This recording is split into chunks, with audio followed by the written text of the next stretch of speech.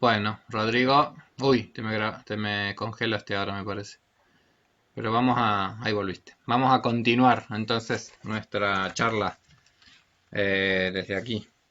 Mira, creo que lo último que habíamos dejado era, bueno, esta parte de la charla como de amigos ahí en ese grupo, ¿sí? Pero en Ujú. esa charla, en la película, lo que parece importante es que lo que viene como a cortar las charlas que están teniendo entre ellos es que golpea el padre de Neil y entonces ahí el padre de Neil lo que viene a decirle, y se lo dice al frente de todo el grupo, es que va a dejar el anuario, porque se ve que Neil era como ayudante en la edición de un anuario que hacían ahí en el colegio, y ha decidido el padre que él no lo puede hacer. Y él como que le dice algo ahí al frente de los amigos, y él dice, vamos afuera. Y cuando va afuera, lo primero que hace es retarle, dice, bueno, no me vuelvas a contradecir en público. Eh, y bueno, y ahí le prohíbe, básicamente, le prohíbe y le dice que no, que está decidido que él no va a seguir con eso del anuario. Le dice cosas muy... Ahí, ahí te doy la palabra, pero esas cosas como contradictorias que vos decías justamente de él. Que dice, después de que te hayas recibido, vas a poder hacer lo que quieras. Mientras tanto, vas a hacer lo que yo digo. ¿Está claro? Sí, señor. Esto significa mucho para tu madre, le dice, y si necesitas algo, haznoslo saber. Sí, ahí, en la forma en que lo dijiste, se me hizo muy evidente una cuestión vinculada a la simetría también, porque como vos decís, él le dice frente a los amigos que no va a seguir con el anuario, que él lo decide y todo esto, pero después se enoja cuando el chico le responde frente a los amigos, le dice, no me contradigas en público. sí, sí. Que eso es como muy típico también de los adolescentes. O sea, de que los adolescentes cuando están en un grupo tienen como un comportamiento y tienen como una capacidad también para enfrentar al mundo adulto de una manera muy, muy, muy distinta y hay como una fragilidad enorme cuando están de a uno solo al frente de una persona adulta. Eso es como una característica bastante evidente. Que el grupo en algún punto fortalece, que el grupo en algún punto sostiene y acompaña un montón eh, para poder enfrentar esto tan desafiante que es irse metiendo en el mundo adulto o irse transformando en una persona adulta. Porque yo por ahí siento que toda esa cosa como de los uniformes es como que adultizan mucho a cuando uno ve ese tipo de películas y esas épocas en donde la forma de vestirse o la forma, el- así como lo fenoménico que se demuestra es como de cierta adultez, pero que en realidad son niños. O sea, como que es como que cuanto más estructurada es una sociedad, más te impone ser adulto tempranamente. Yo qué sé yo, yo pienso, pero mi vieja, yo veo las fotos de mi vieja cuando mi vieja tenía veintipocos años y ya parecía una adulta, de hecha y derecha, como quien dice. Pero en algún punto digo, también tiene que haber sido como bastante niña en muchas cosas, hasta ciertas edades, aunque pareciesen adultos, o aunque fuesen más, digamos, sí, es cierto que en esas épocas eran distintas a las épocas actuales, pero...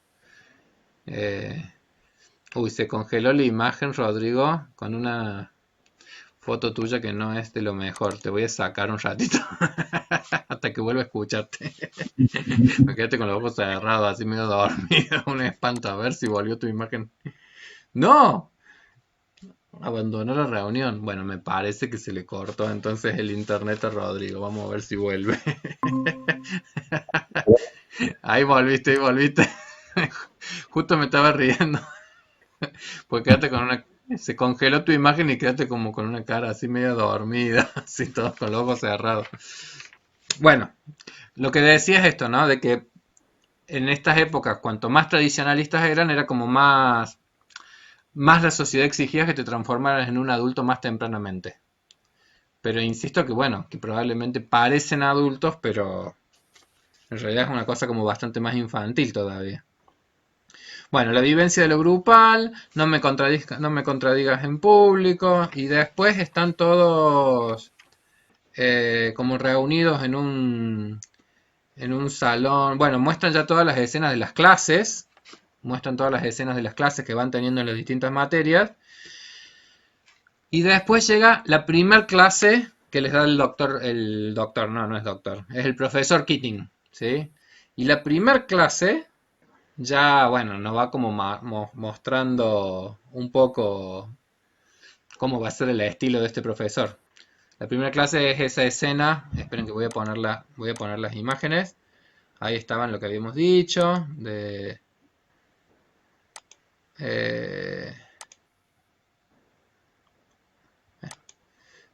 bueno, de las clases que van teniendo, de las primeras clases. Yo no sé si te acordás, Rodrigo, como unas escenas de bandadas de aves que muestran. Sí, sí, porque va justo esa imagen e inmediatamente después aparecen todos los chicos en la escalera gritando y hay un profesor que les dice, ay, oye, ¿qué hacen? Exactamente. Sí, vos sabés que también fue, después de verla muchas veces, hoy, esta vez que la vi, fue la primera vez que se me hizo muy impactante esa continuidad, ¿no? De los pájaros directamente después.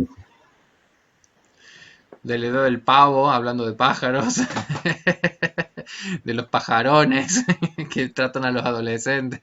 Porque me parece que hay como todo un juego ahí de esta idea de lo que es de lo que es el grupo, de lo que es el grupo y de lo que simboliza un grupo, sobre todo en la etapa de la adolescencia.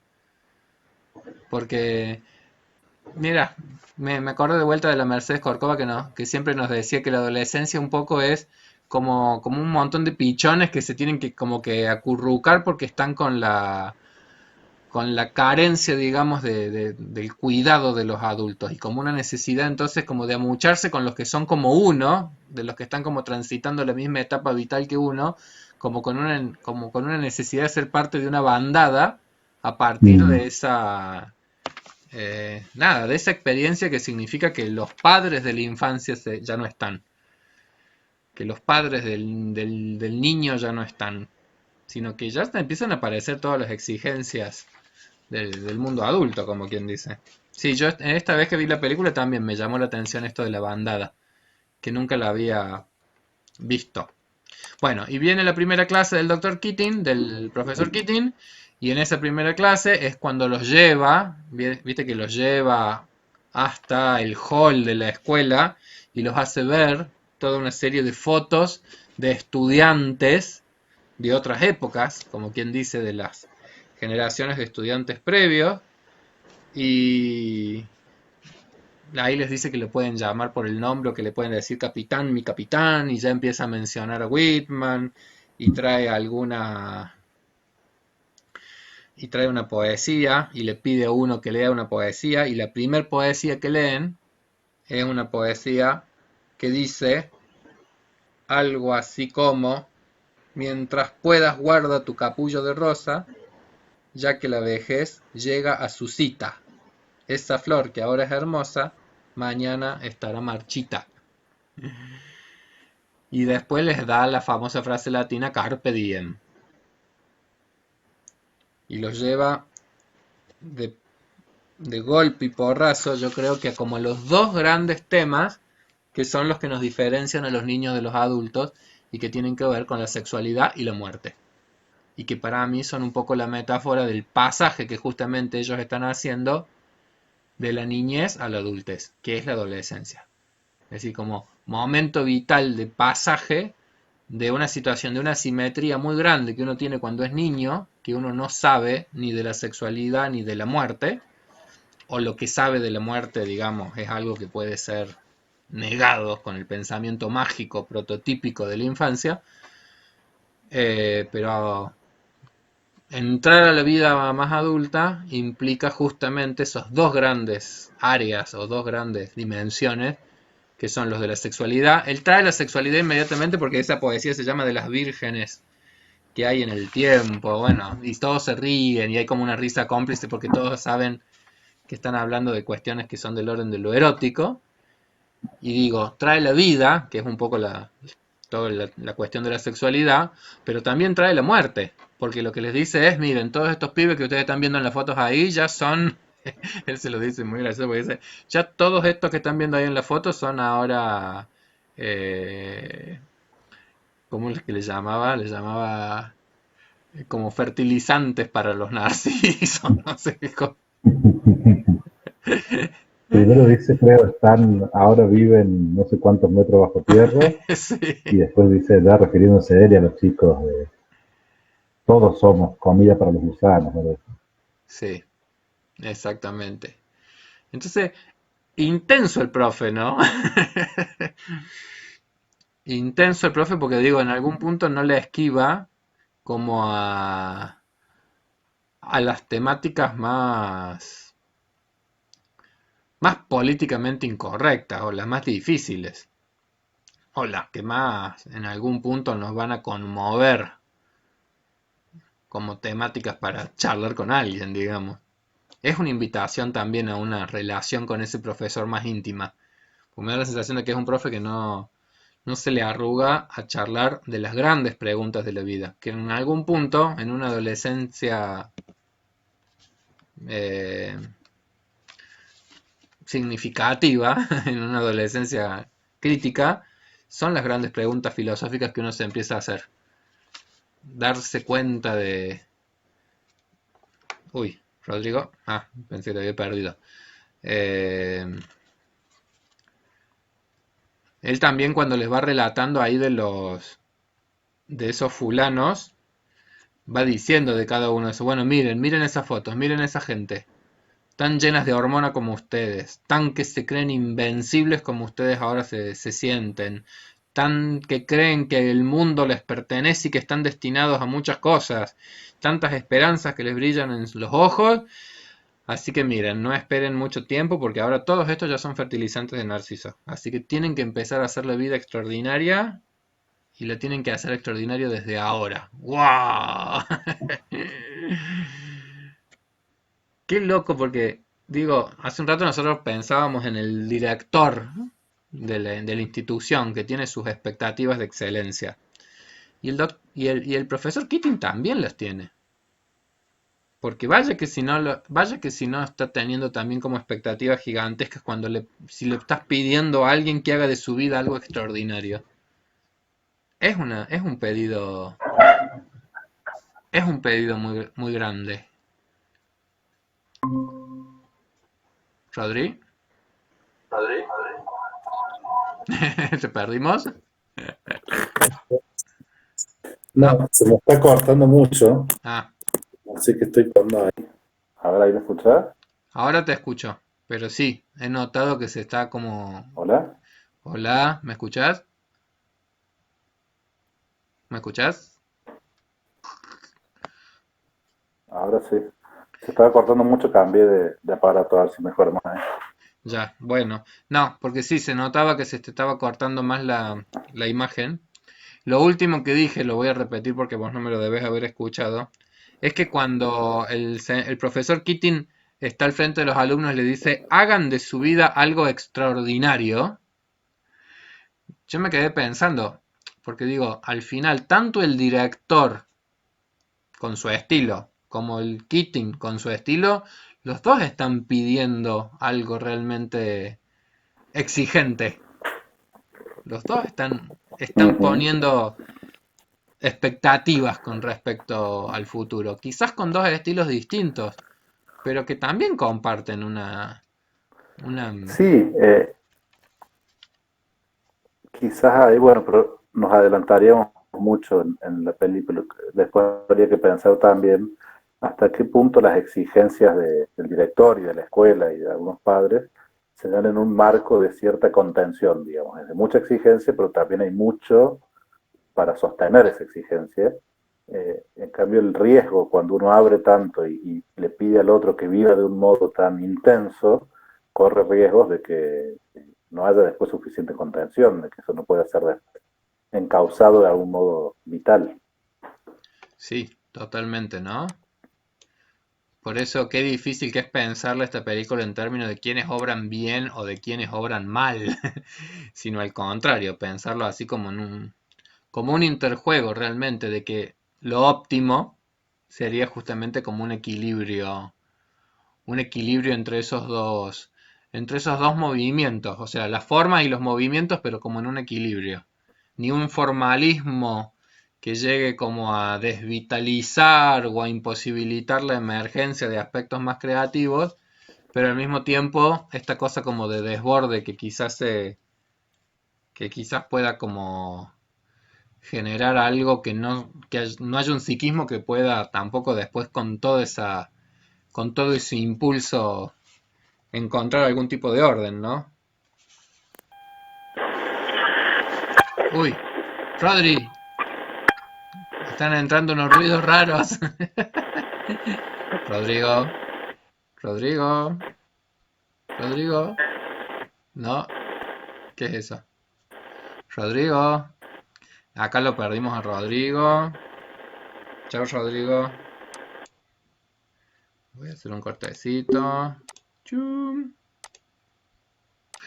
Estimada gente, volvimos, parece. Vamos a ver si la tecnología lo aguanta o no lo aguanta. Si se vuelve a cortar mucho, Rodrigo, te mando a dormir, quédate tranquilo. Bueno, yo por las dudas me despido. Si desaparezco de repente es que la computadora no quiso que siga. Bueno, estábamos hablando justo de eso, de las temáticas que trajo y de las expectativas y de cómo acá en algún punto están esos como dos riesgos, es decir, la exigencia pero con contención y las exigencias pero que quizás puedan llevar como después a una vivencia como muy intensa, pero sin un marco de contención de todo ese impulso que también el profesor Keating está despertando, ¿no?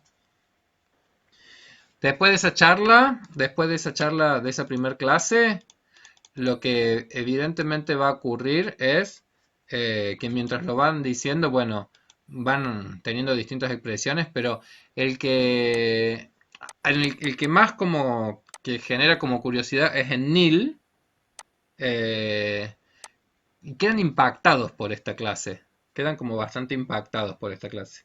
Fue algo espectral, dicen unos.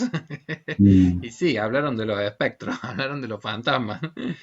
El Colorado, a mí siempre me da gracia por las expresiones Colorado de, pero ¿nos va a evaluar esto? Bueno, el examen. ¿Esto va al examen? Es muy notable, digamos, la diferencia que hay entre los personajes, digamos, porque el Colorado es como la expresión de una estructuración tan intensa que todo el tiempo está pensando las cosas en términos de no salirse nunca de ese orden preestablecido, ¿sí? Es decir, no salir nunca, no escapar nunca de ese orden. En Yo creo que cambio, algo bueno, que también sí, tiene que ver con la temática de nuestro curso es que Neil está más cercano a cuestiones artísticas, ¿no? Esto que le gusta el teatro, que quiere hacer teatro, como está más permeable a que un profesor de literatura y que la poesía puntualmente le impacten, claro. ¿no? Quizás el Colorado, que es Cameron, creo, está más preparado para leer esa introducción del libro que dice la poesía debe leerse en un eje en dos ejes de coordenadas. Ya vamos a llegar a eso, ya vamos a llegar a eso. Mm.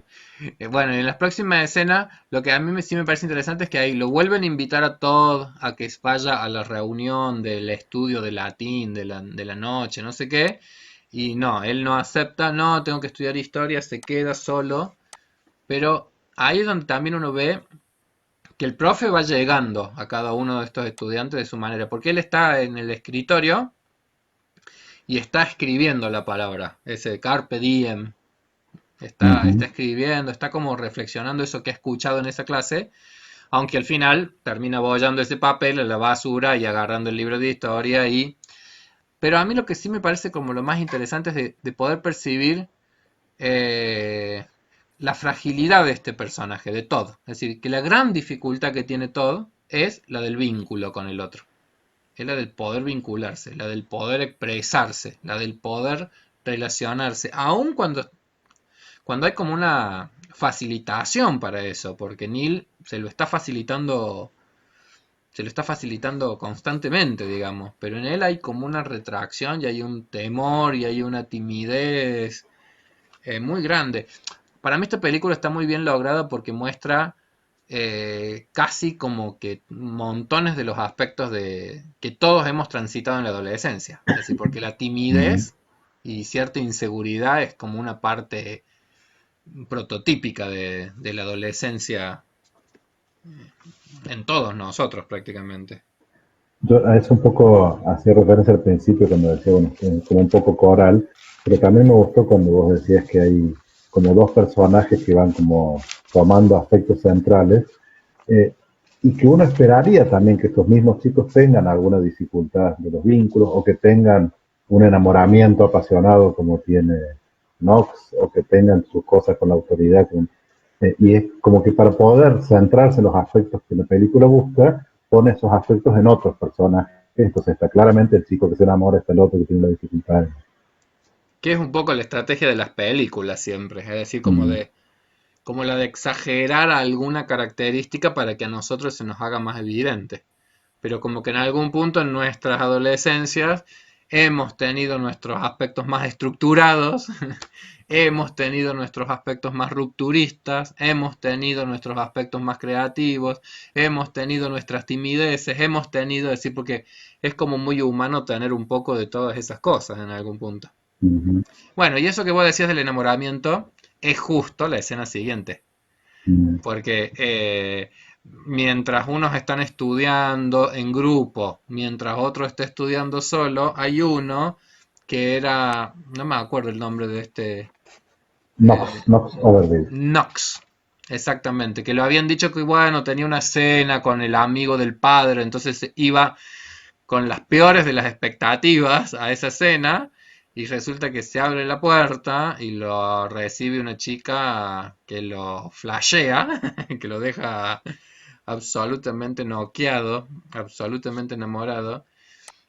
Y a mí me encantó hoy cuando vi la película esta de nuevo, esto de la metáfora que significa, cómo la adolescencia también es que hay nuevas puertas que se abren en la Mm, adolescencia. Hay nuevas puertas que se abren, porque había cosas que estaban cerradas, entonces la adolescencia tiene ese como componente de novedad.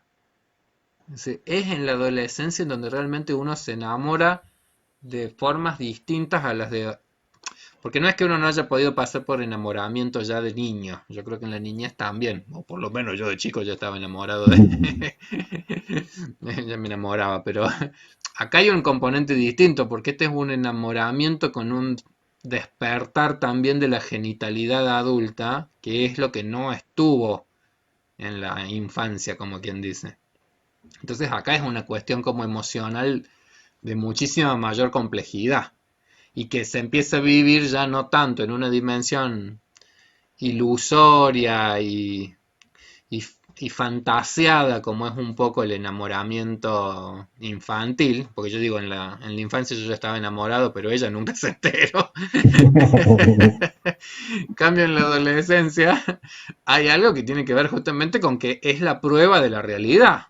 Es decir, y es un poco la prueba y la definición de si uno va a correr un riesgo, de si uno se va a animar a expresar algo del orden del mundo interno. Y por supuesto que él, bueno, queda flasheado con esa chica y cuando vuelve al grupo es también contárselo a todos. Con la desgracia de que parece que estaba ya comprometida con otro fulano. Sí, que el otro fulano, aparte de grandote, Con- de hecho dice algo así, como es una tragedia. ¿Qué te pasa? Me encontré la chica más linda del mundo. ¿Y por qué es una tragedia? Porque está comprometida con, no, con los chefs, creo que sí. con un fulano que era del equipo de rugby o del equipo de fútbol americano, grandote, torpe, troglodita, decían. Lo desvalorizaban en todos sus aspectos, pero bueno, eh, Y es, estamos todos de acuerdo, porque si algo genera la película es empatía en ese sentido. por supuesto.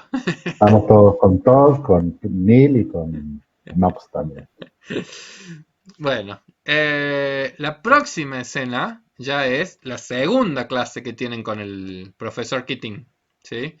Y en la segunda clase es donde pasa esto que vos mencionabas, que les hace leer sobre el entender la poesía, un texto de no sé qué, un determinado fulano, que habla de la perfección de la poesía, de la importancia, y que uno podía terminar como definiendo el tamaño la grandeza de un poema como con reglas y yo creo que justo, bueno, viene nuestro tema que nosotros hablamos de lo que es la racionalidad y la emocionalidad, por ejemplo, en alguna de las otras clases, o cuando hablábamos esto de la dimensión como más formal y la dimensión como más eh, creativa que pueden tener las cosas. Y parecía que ese era como un texto que lo que trataba era justamente de un poema, que es algo que es más para nada, para leer y no para analizar necesariamente y degustarlo, bueno, toda una perspectiva como analítica de un poema. Entonces, mientras él iba dando esas explicaciones, por supuesto que el coloradito lo que va haciendo es tomar nota. Y después llega un momento en donde, después que han leído todo eso, él mismo dice, excremento. Excremento. Rompan esa página. Y qué loco, digo, pero qué interesante cómo se va plantando él. También me da la sensación a mí. Como la posibilidad de. A ver, de que vaya emergiendo la individualidad. Si hay un riesgo también en la adolescencia, es quedarse solamente pegado a las voces ya autorizadas por otros. Ese es un poco el riesgo que para mi gusto representa el Colorado. ¿Sí? Es decir, Mm. el Colorado en algún punto para mí representa el riesgo de una vida en donde vos has quedado solamente atrapado en lo que otros dicen y que sin margen para una voz propia se transforma como en un simple reproductor de lo que la autoridad enuncia, pero que en algún punto implicaría el riesgo de que vos no te puedas llegar a constituir en una persona libre, en una persona libre pensadora, autónoma en el buen sentido de la palabra autonomía, es decir, de ser uno el que puede empezar a construir las normas con las cuales va a guiar su propia vida y su propia existencia, que no es que uno no las tome también de otros, pero llegando, como quien dice, a hacernos cargo realmente de nuestras vidas. Y ahí por ahí también uno puede pensar que la escuela, en toda la trayectoria educativa de la gente, la primaria y la secundaria, el momento que están estos chicos es claramente un punto de referencia y donde hay gente que tiende a tomar las normas de un modo eh, eh, más sin protestar, digamos, las acepta, las acata y sigue adelante. Y hay algo como más vital en un punto, en no poner resistencia, en quejarse y en decir, no, yo lo que quiero no es esto. Pero también es cierto que eso sigue sucediendo después de que uno sale de la secundaria. Y cuando uno pasa mucho tiempo y vuelve a encontrarse por ahí con compañeros, ve que la tendencia es mucho más hacia eso, aunque sea de un modo más individual, pero ya es raro que los ex alumnos después de 20, 30 años sigan teniendo ese mismo espíritu rebelde, porque ya han logrado, en el mejor de los casos, una identidad propia, o no la han logrado y han tirado la toalla y han decidido, no. Sí, qué tema, ¿no? Me estaba haciendo acordar de mi encuentro de egresados. Yo también pensaba, no, mi ojo no lo decía. Porque hay Y en un algo de. punto incluso cuando uno se encuentra con alguien que todavía tiene el mismo espíritu rebelde y hace los mismos chistes, ¿eh? Da la sensación que está como un poco anclado en el pasado, como que no Claro, hubiera crecido. Parte de crecer es en un punto encontrarlo. Entonces otra vez volvemos al equilibrio, no es mantener ese espíritu rebelde para siempre, pero tampoco renunciar del todo a él. Y en ese equilibrio ir encontrando el propio equilibrio, que es lo que está vinculado a la identidad. claro. Yo me acuerdo que en alguno de los cursos yo lo pensaba así. Si uno lograra irse quedando a lo largo de la vida con alguna de las mejores cosas que tiene cada etapa, Mm, es decir, porque yo, por ejemplo, yo cuando pienso en los niños, yo siempre digo, a mí lo que más me fascina de los niños es cómo defienden un deseo. Cómo defienden un deseo. Entonces, cuando quieren mm, algo, tienen una cosa aguerrida. Quiero no sé qué, quiero. Entonces, por supuesto que que en cierto extremo se transforma en un capricho, se transforma en algo que... Pero esa intensidad para defender un deseo a mí me parece bastante fascinante. Digo, si uno como adulto a veces también Mm, fuese capaz de encontrar un deseo y defenderlo como lo defiende un niño. Y de la adolescencia yo por ahí lo que siento es eso, es decir, si uno pudiese mantener cierta capacidad para poner en crisis las cosas, para poder mm. desnaturalizar las cosas, para poder cuestionarse algunas cosas. Pero efectivamente, al mismo tiempo, digo, si uno todo el tiempo se cuestionase, si uno todo el tiempo criticase, si uno todo el tiempo rompiese, tampoco fraguaría una identidad. Es decir, es como que Ujú. también la madurez requiere de mantener abierta un espacio de transformación y al mismo tiempo consolidar otros aspectos del sí mismo. Sí, que en un punto tiene también esa gran marca de la adultez que es cuando uno se da cuenta de por qué los padres hacían determinadas cosas o por qué los profesores hacían determinadas cosas, porque en el momento de la adolescencia uno ve todo eso como negativo y uno sueña, bueno, cuando yo sea padre voy a hacer todo distinto, todo al revés. Y por suerte cuando uno llega, hace algunas cosas distintas, pero otras las hace igual, porque entendió por qué había que hacerlo. Sí. Y como decía Freud, y las hagamos como las hagamos, nos van a salir de formas humanas, es decir, para la mierda, imperfectas. No creo que Freud haya No, dicho, ¿no? Freud no usaba esa palabra, no, no, no. Él lo decía en términos mucho más Usaba la palabra académicos. equivalente en alemán.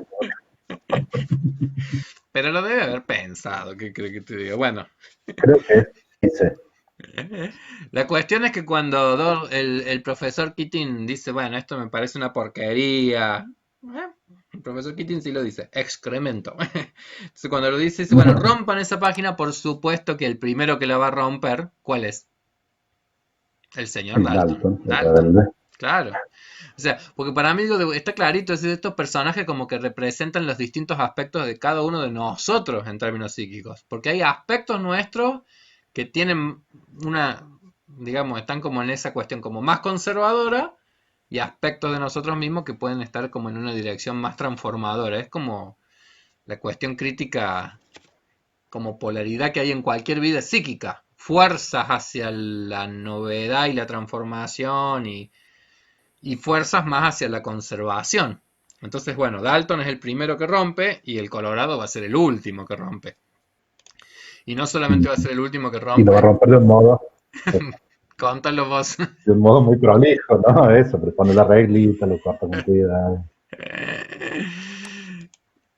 Y está bueno porque incluso ahí es cuando dice, rompan, no es una Biblia, no se van a condenar para toda la vida, pero va en contra de una forma, porque yo estoy seguro que cualquiera de nosotros, a cualquiera de nosotros en una experiencia así nos hubiese costado romper un libro, porque todos hemos sido formados en sacralizar un libro, por ejemplo, en pensar en el libro como algo, como un objeto de mucho cuidado, ¿sí? ¿Cuánta gente? Yo conozco mucha gente que se horroriza cuando se entera de que yo mis libros, cuando los leo, los subrayo, los escribo, los tacho, los anoto por todos lados, porque pareciera ser que ha habido como mucha época en donde los libros había que como, no sé, como que tenían que permanecer impolutos. ¿Qué sé yo? No sé. La cuestión es que él dice rompan, rompan, pero lo que me parece lindo es por qué romperlos. Y él dice, esta es una batalla, una guerra, y las víctimas pueden ser sus corazones o sus alas. Y las armas de la academia quieren impedir la evolución de la poesía. No se lo permitiremos. Ahora aprenderán a pensar por ustedes mismos. Conocerán el sabor de la palabra y el lenguaje. No importa lo que digan de ustedes, las palabras y las ideas pueden cambiar el mundo. Y ahí los agrupa y les dice, bueno, les voy a contar como el secreto. Y entonces dice, y el secreto es, porque hace también como un análisis de, bueno, algunos de ustedes van a ser abogados como sus padres, otros van a ser contadores, otros van a ser Es decir, yo creo que él tiene como claro que no es que todos vayan a ser poetas ni artistas ni nada que se le parezca en ese grupo, pero de lo que está como él convencido y dice, todas esas van a ser ocupaciones nobles, pero ustedes son parte de la condición humana y lo que nos mantiene vivos es la poesía, la belleza, el romance y el amor. Y eso está en todas las almas. Y después les termino diciendo una poesía también de Walt Whitman, en donde dice, la poderosa comedia del mundo continúa y tú puedes contribuir con un verso. Oh, es muy linda. ¿Cuál será tu Sí, verso? Whitman no tiene acá la popularidad que parece tener en Estados Unidos, que es casi un poeta nacional, pero tiene cosas muy hermosas y muy vinculadas a todo lo que atraviesa su periplo. Sí, totalmente. Y como todo poeta también con vidas muy marginales con respecto a las vidas de la época de Walt Whitman, digamos, ¿sí? Es decir, Mm. muy rupturista. Y después cuando aparezca el otro poeta que van a leer mucho, que es Thoreau, ahí también uno va viendo que sí, que son todos personajes que han sido significativos para la historia norteamericana, muy grandes. En esa misma escena, bueno, ahí uno ya empieza a ver cómo en nuestros dos personajes, tanto en Neil como eh, Entonces, como en Todd, ¿sí? Van quedando como bastante atrapados por el discurso que va teniendo Keating, ¿sí? Pero mientras eso pasó, mientras los chicos estaban rompiendo los papeles, vieron que aparece otro profesor que creía que, no sé, que este curso estaba exaltado. Entonces se mete, ¿qué está pasando acá? ¿Qué soy? Y cuando aparece, estaba profesor, no sé qué, bueno, no sé. Pero por eso es que después ellos van a tener una charla. Mientras todos están cenando, ¿te acordás de esa escena? Están cenando, entonces él está charlando con el otro profesor y el otro profesor les dice, muy interesante su clase de hoy, qué sé yo, pero como que después le dice, me parece que usted los va a desorientar. Me parece que usted los va a desorientar. Eh, entonces cuando le dice algo así como, bueno, pero yo espero que sean libre pensadores, y le dice algo así como, pensar a los 17 años y se ríe. Pensar a los mm, 17 años y se ríe. Y la respuesta de Keating es, no sabía que usted era tan cínico. Y se mm, queda como helado el otro. Entonces le contesta con una poesía. El profesor, no Keating, sino el profe que es profe de latín, me parece. Dice, un corazón que está libre de sueños locos es seguramente un hombre feliz. Y como que da la cita del autor que él está mencionando. Y que me parece que es una frase que habla de la seriedad del mundo adulto, como quien dice. Me parece que es una buena metáfora de la seriedad de la adultez. Así que la seriedad de la adultez en algún punto tiene que ver con eso. Así que liberarse tal vez de algunos sueños locos de la juventud, de la adolescencia. Me mm. parece que es una metáfora de cierta madurez que también uno alcanza en la vida adulta. Pero al mismo tiempo la respuesta de Keating es, pero solo en sus sueños el hombre puede ser libre. Fue siempre así, y así siempre será. El fulano le pregunta, ¿y eso lo dice no sé qué poeta Danielson? No, no, lo dice Keating.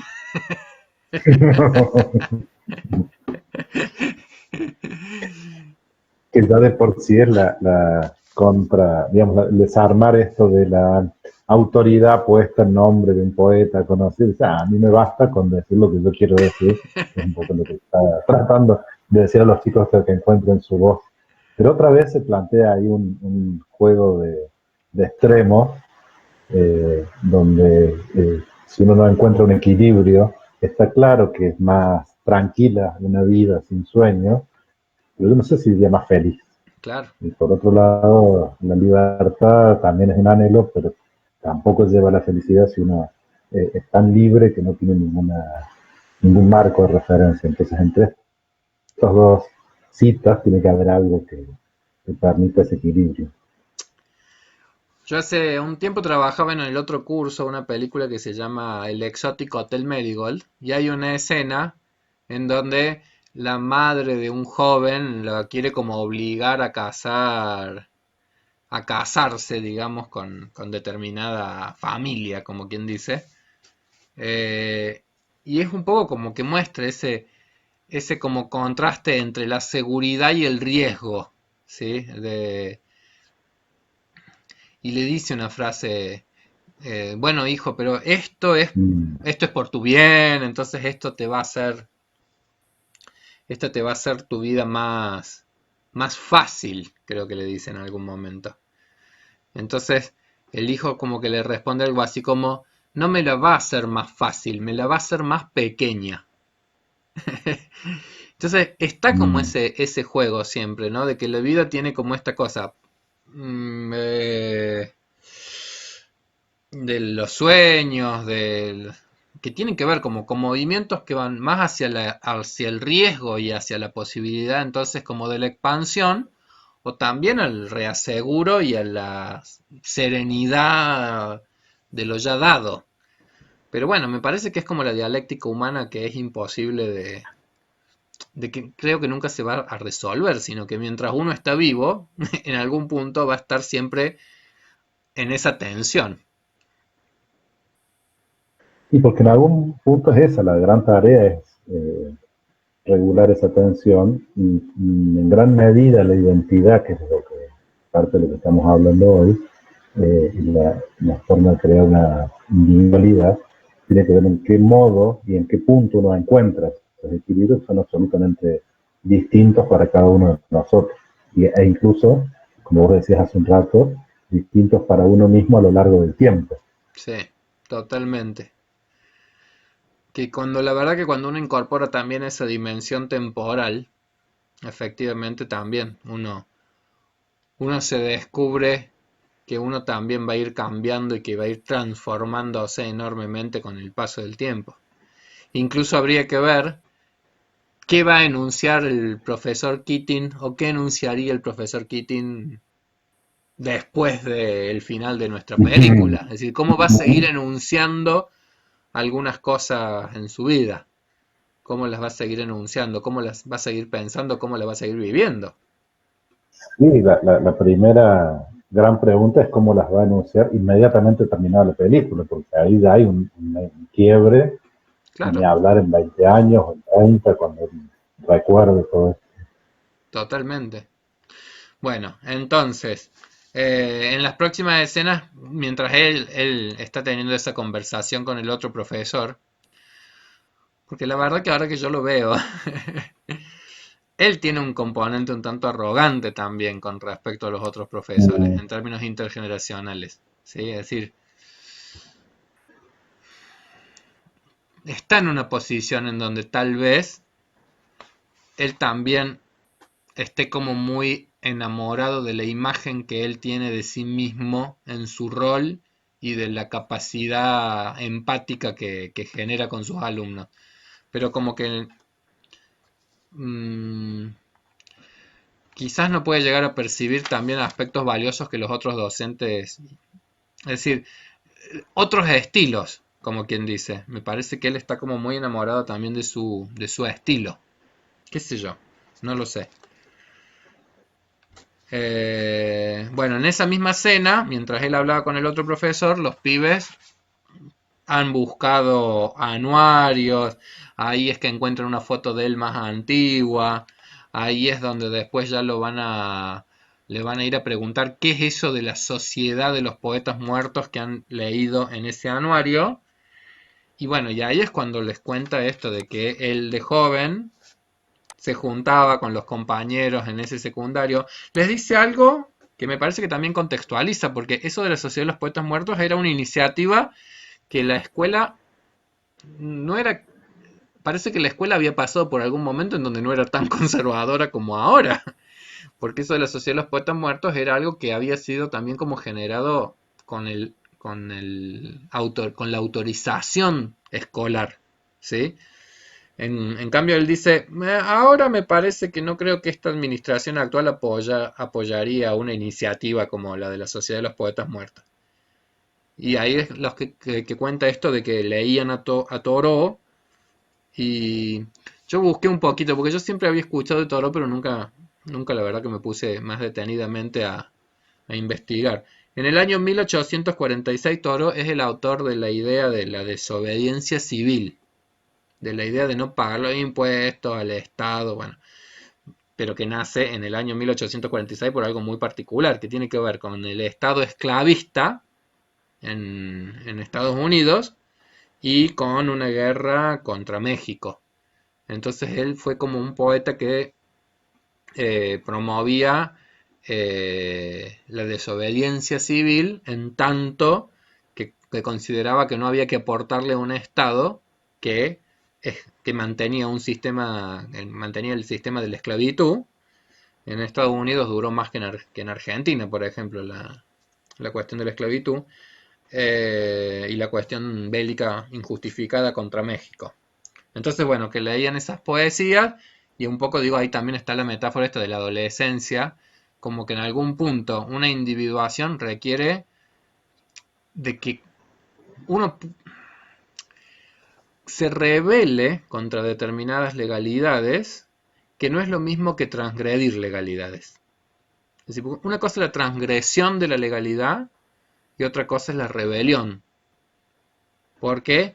Porque en algún punto también el desarrollo cultural ha requerido de que emerjan capacidades en las personas para transformar la cultura. Es decir, el esclavismo si no seguiría existiendo. Alguien tuvo que rebelarse o alguien tuvo que proponer la idea de la libertad como derecho universal, qué sé yo. Es decir, también las sociedades han progresado en términos civilizatorios justamente a partir de la posibilidad de rebelarse contra determinadas legalidades tan naturalizadas en determinados momentos. No se coman las uñas, profesor. Voy a apagar la cámara. Profesor Keating, no se come las uñas. A mí siempre me gustó esa idea de diferenciar rebelarse que transgredir. Sí, en un punto la transgresión termina siendo como una válvula de escape funcional a los que están instituidos, porque permite como hacer de cuenta que uno no está, no rige, pero está finalmente dentro de los marcos de lo que está. La rebelión implica eso, la revolución. La rebelión puede llevar, digamos, a la revolución donde se cambia Porque en ese punto, por ahí, ¿cómo se llama? Charlie, digo, cuando él está fumando en la pieza, más allá de que es tan habitual que en la adolescencia uno necesite transgredir algunas normas, en él, digamos, está más presente la idea de la transgresión que de la rebelión, me parece. Eh, o sea, como necesidad, es decir, como una como cuestión de afirmarse, sí, cuestiones más transgresivas que rebeldes. no, sí, quizás haya que volver a pensarlo más adelante en la película, porque como todas las buenas películas, los personajes van evolucionando También, bastante, ¿no?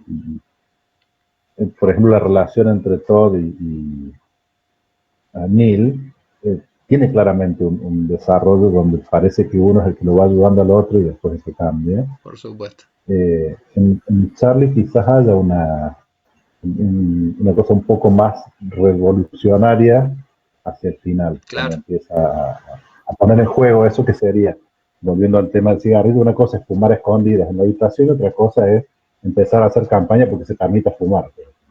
Claro. Sí, hay una evolución, hay una evolución.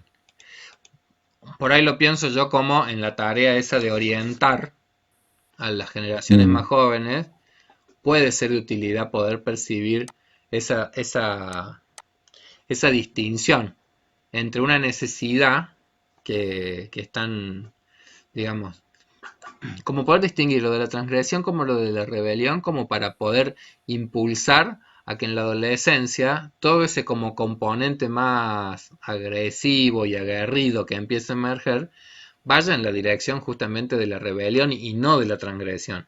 Es decir, cómo mm. canalizar, como quien dice, esas, esos impulsos en la adolescencia. No debe ser fácil. Eh, No, en todo caso, una vez que uno logra canalizarlos, ya no son rebeliones. Eh, que un chico se revele del modo que yo quiero que se revele ya es una contradicción. lo pienso, por ejemplo, en Pero sí, no, términos, no, lo pienso, por ejemplo, en términos de, por ejemplo, Mandela. En la vida de mm, Mandela está justamente como esa tensión entre la rebelión y, eh, a ver, muchas de las acciones que él cometía, como quien dice, en los periodos de la guerra, de la, de- del uso de la violencia armada en Sudáfrica como lucha para derribar el apartheid, había como todo ese escenario, digamos, eh, tan ambiguo.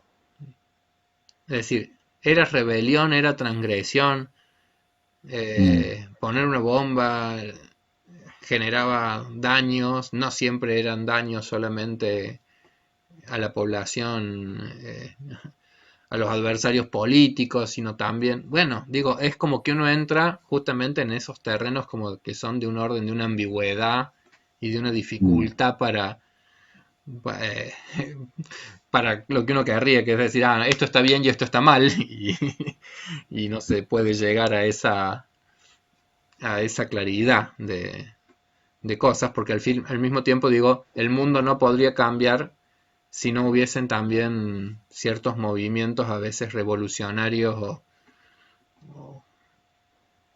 o transgresivos de las normas de una determinada época, pero que me parece que el foco de la rebelión es que vos estás proponiendo algo superador. O sea, la diferencia para mí entre rebelión y transgresión es que la rebelión vos estás proponiendo algo superador. Estás proponiendo algo Se había, superador como enlace, como modo, como cultura, como forma de vincularte.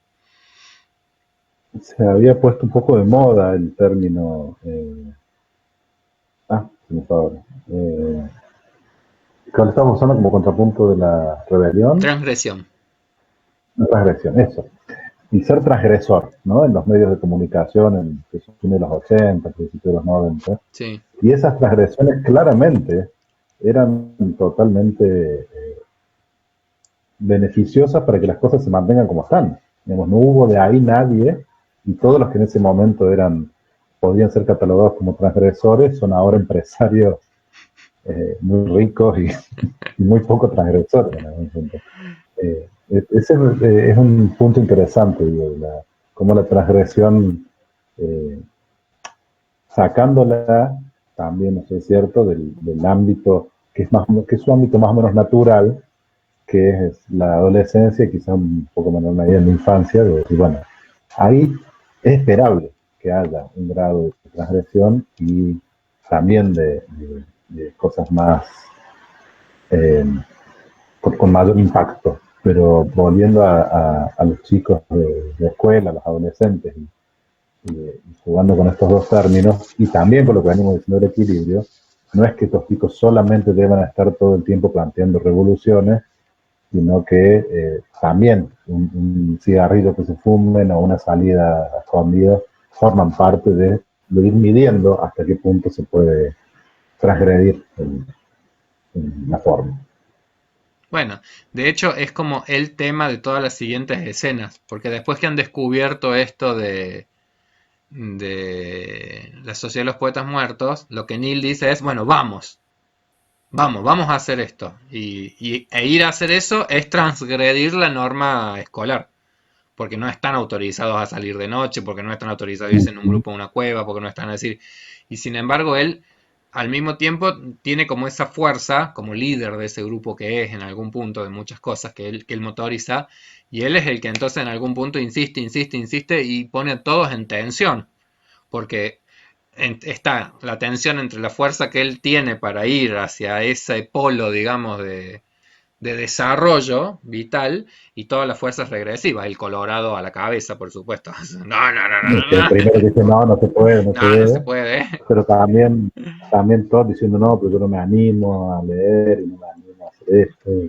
Exactamente, pero fíjate que es distinto, porque mientras hay uno que está, bueno, vos les diste una clase sobre el yo, el super yo, el ello, entonces Mm, digo, el Colorado es claramente la cuestión super yoica, no, no, no, no, no, esto no se debe, esto no está bien, esto no se puede. En cambio, de Todd es justamente el que está con el deseo, o sea, él desearía ir a esa cueva, pero con la inhibición, pero no se anima a hablar ujú, ante los demás, pero no se anima a decir, yo quiero, pero todavía hay una impotencia que me restringe. Y por otro lado, digamos, él que está como capitaneando un poco la metáfora de esa, de la voluntad, de las ganas, de el deseo de poder ir hacia esto que es como eh, una tierra prometida, porque eso es un poco lo que mm, ha armado el profesor Keating. Es decir, es como un espacio que es como una tierra prometida. Que en algún punto digo, ese me parece que es un poco el rol justamente el rol de la generación adulta cuando está guiando y orientando a una generación más joven. Es decir, bueno, miren, la vida adulta tiene sus promesas. Es una zona de promesas también ujú. para el despliegue. Si uno se anima justamente a los avatares más complejos que después la vida va a traer.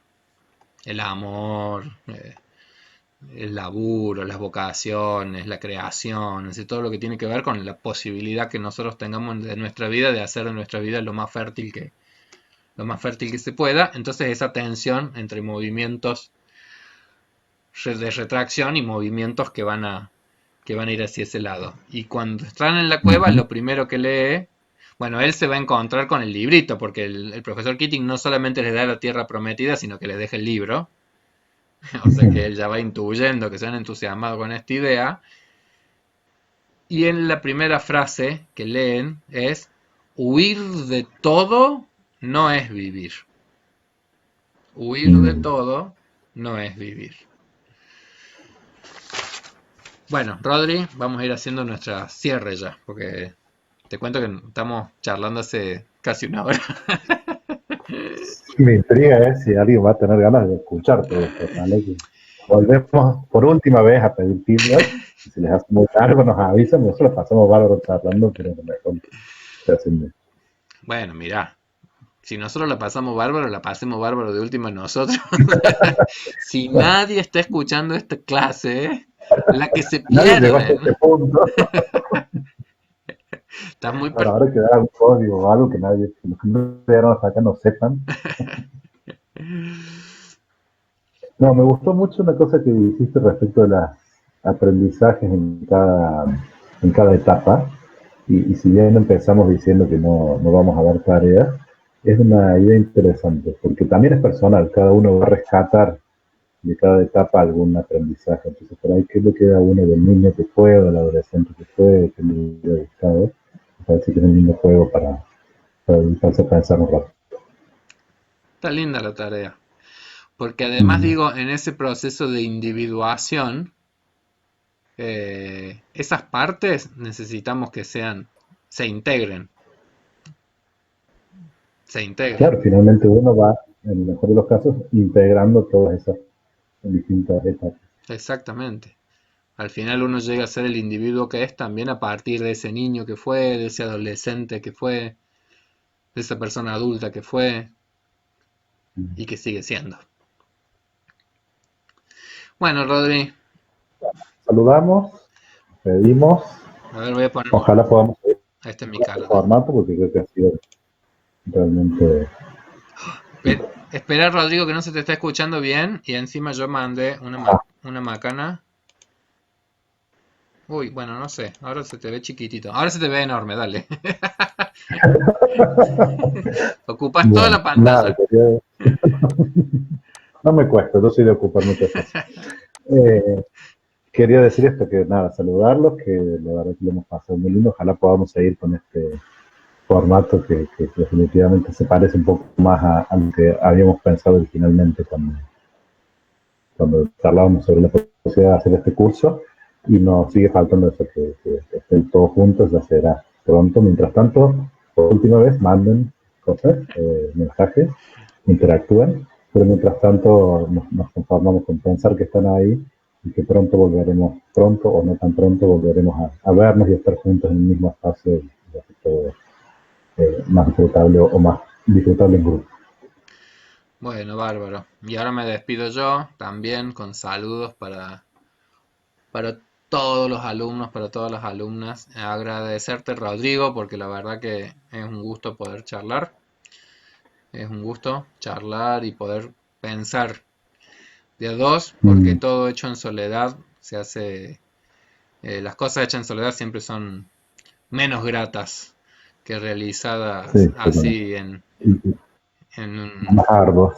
sí, así que bueno, un gusto, pongo tu cara y nos despedimos. Hasta la Vale, próxima. adiós. Hasta la próxima. Que estén bien.